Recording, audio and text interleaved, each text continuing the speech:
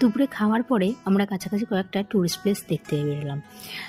একটা বৌদ্ধ মন্দিরে গেছি। প্রথমে বৌদ্ধ মন্দিরটার সামনেই ছিল একটা মার্বেলের শয়নরত বুদ্ধদেবের মূর্তি।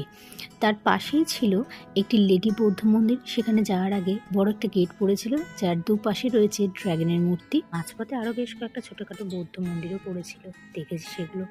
এগুলো দেখা হয়ে গেলে আমরা চলে এলাম একটা মার্বেলের ওয়ার্কশপে, যেখানে মার্বেলের বৌদ্ধ মূর্তি তো অবশ্যই, তাছাড়া আরও অনেক শোপিস তৈরি করা হয়। আর তারপরে ওগুলো দেখা হয়ে গেলে আমরা এবার এলাম মার্বেল মাউন্টেন দেখতে। প্রায় 300টা সিঁড়ি হেঁটে আমাদের উপরে উঠতে হয়েছিল। কিছুটা দূর যাচ্ছি, আমরা একটুখানি রেস্ট নিচ্ছি, একটা বৌদ্ধ মন্দির দেখে আবার হাঁটতে শুরু করছি। পা ব্যথা হয়ে গেছিলো আমাদের। আমরা যখন পৌঁছালাম গুহার ভেতরে, তখন আমরা প্রায় সন্ধ্যা হয়ে আসছিলো, ওয়েদারটাও একদম ঠান্ডা হয়ে যাচ্ছিলো।